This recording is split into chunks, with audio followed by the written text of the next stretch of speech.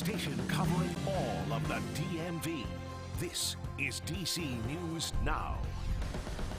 And next on DC News Now at 6, we're live at Petworth Station after a teen was shot there today. We broke down the numbers. We'll show you just how much crime has skyrocketed on the metro. And it's already Halloween weekend. If time just flew by, you forgot a costume, don't worry, we got you covered. Our consumer reporter finds out the best bargains for you and your family to snag. And the husband of Speaker of the House Nancy Pelosi recovering from surgery after being violently attacked inside their California home. The new information we've learned tonight about the Speaker's scheduled appearance at a fundraiser here in D.C. this weekend. Happy Friday, everyone. We've made it. Let's transition into your Halloween weekend. Will it be a trick or treat weather-wise? We'll look at that coming up. And good evening. Thanks for joining us for DC News Now at 6 o'clock. I'm Chris Flanagan. And I'm Tasmeen Mahfouz. And developing now, a 15-year-old boy shot on a train at the Georgia Avenue Petworth Metro Station. It happened during the morning rush just before 9 o'clock. DC News Now reporter Daniel Hamburg joins us live. And Daniel, we're seeing a really big increase in crime on the metro system. Yes, Chris and Tasmeen, we are. The latest September data shows year to date there have been 676 crime reports to Metro Transit Police compared to last year at this time, which was only 481 cases. And this includes aggravated assault. Now, police say preliminarily it appears that there was a group of juveniles on the Metro. There was some kind of altercation between that group before this shooting happened. Officials say that 15-year-old who was shot in the leg, he was taken to the hospital. Green Line service was temporarily suspended between the Fort Totten and U Street stations this morning. The shooting has some in the neighborhood on edge, while other riders say it's an anomaly. But there does seem to be a consensus that there needs to be more police presence, not only on the platform, but also outside of these stations. Local nonprofits say they're doing their part to reassure people in the neighborhood that they're working to curb gun violence. Well, it's very concerning to me because I take Metro all the time. What can you do but just be hypervigilant and watch around you and know who's around you. We're giving incentives to our youth. We're providing grant opportunities, scholarship opportunities. We're teaching them how to start businesses and become young entrepreneurs, whatever it is, whatever it's going to take to get the guns down. At this point, police do not have any suspects in custody, and they have not released any information to us about the whereabouts of the shooter on the train this morning. We're live at the Georgia Avenue Petworth Metro Station. I'm Daniel Hamburg, DC News Now. And new details tonight. Montgomery County Police are still looking for the driver who hit and killed a bicyclist. They say they got reports of an accident around 11 p.m. on Sunday. Investigators say a dark red or maroon Honda Accord was going south on Georgia Avenue when it hit the victim. 19-year-old William Villavicencio was taken to the hospital in critical condition. Now, sad news today, Vicencio died of his injuries earlier this afternoon. The family's pastor pleaded for someone to please come forward with any information. If there is anyone who has any information on this accident, to please, please, please come forward. This was a son of a single mom who's raised 3 boys. All right, so on your screen is the build of the car that hit and killed that young man. Montgomery County Police say that the Honda Accord will have damage to the front right bumper, as well as a missing mirror on the same side. Please contact the police if you have any information. And developing now at 6, House Speaker Nancy Pelosi's husband, Paul Pelosi, underwent surgery after he was violently attacked by an intruder at their California home. And there are new details tonight about that attack. DC News Now anchor Mark Hall here with the new developments. Mark, good evening. Hey, good evening, Chris. You know, the attack happened early this morning at the couple's home in San Francisco. The speaker was not there. She was here in D.C. with her Secret Service. Now, the hammer attack is raising questions about security for members of Congress and their families. San Francisco police received a call for a priority well-being check around 2:30 this morning after a man broke into the couple's home looking for the speaker. He was shouting, "Where's Nancy? Where's Nancy?" When officers arrived, they say the suspect started to beat 82-year-old Paul Pelosi with a hammer.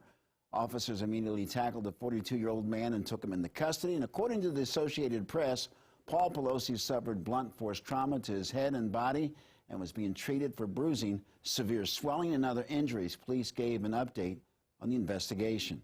This is an active investigation currently being led by the San Francisco Police Department Special Investigations Division. The motive for this attack is still being determined.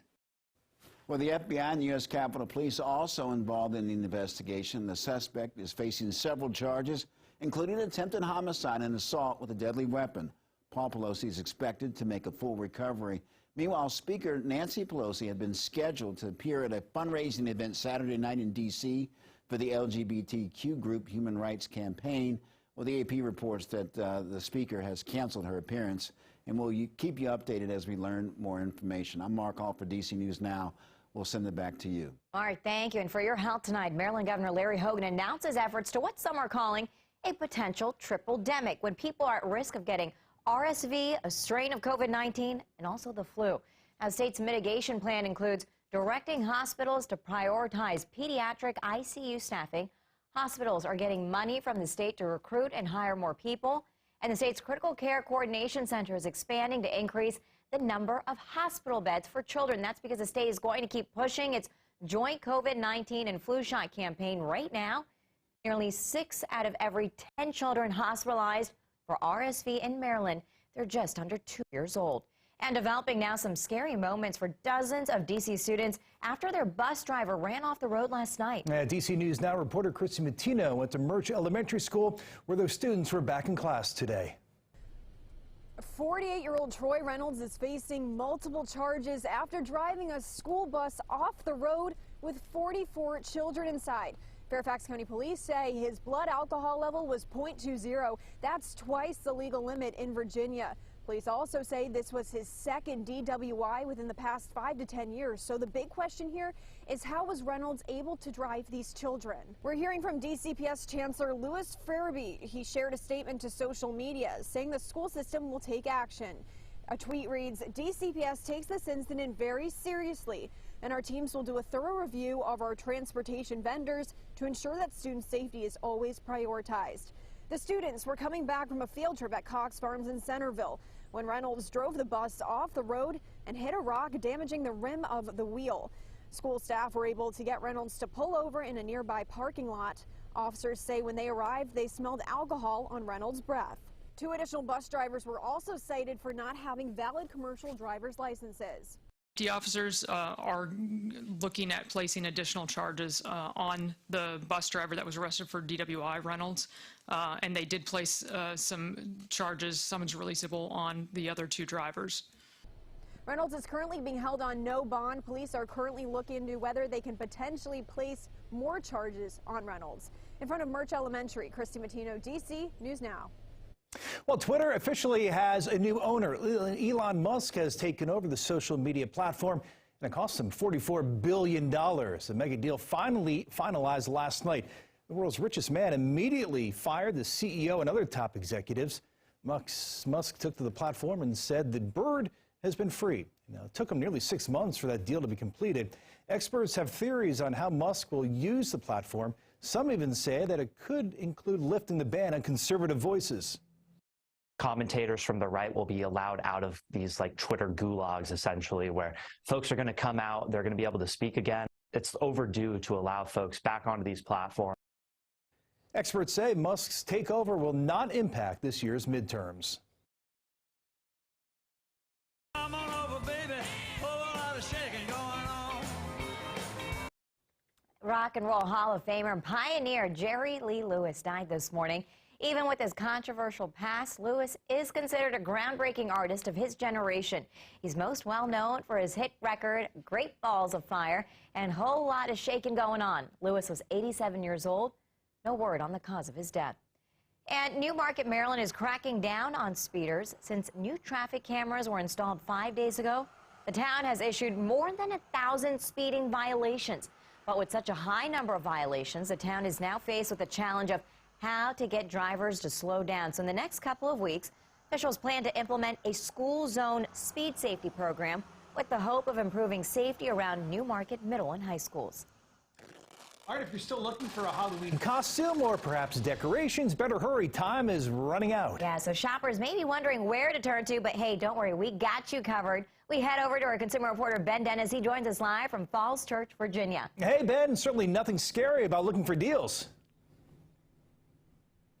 Hey guys, that's right. Nothing to be fearful of if you haven't found that Halloween costume. There are plenty of options out there for consumers to take advantage of, just like the plenty of pumpkins that are around me at Emmanuel Church on the Hill here in Alexandria. Good news for consumers, though. There are ways to save and still have a spooky celebration.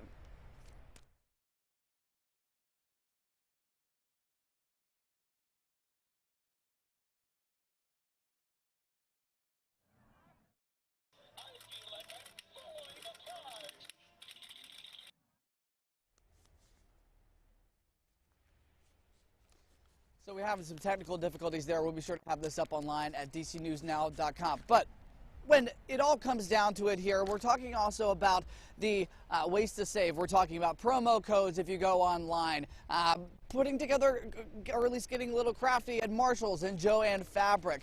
Also, there is significant discounts on retailme.com, up to 90% on some Halloween costume clearance items. Clearance is going to be the way to go. Now, you may be thinking about how am I going to stretch my dollar when it comes to candy. Some bad news here, more of a trick rather than a treat. Candy costs are up 13% compared to this time last year. So certainly it's the cost of sugar that has gone up. Guys, I just wanted to say that I found something somewhat peculiar here at the pumpkin patch. Somewhat of the most perfect pumpkin I think we've ever seen. A little DC News Now carving here, so I might take this little guy home with me. Again, we'll have more ways to save up online at dcnewsnow.com.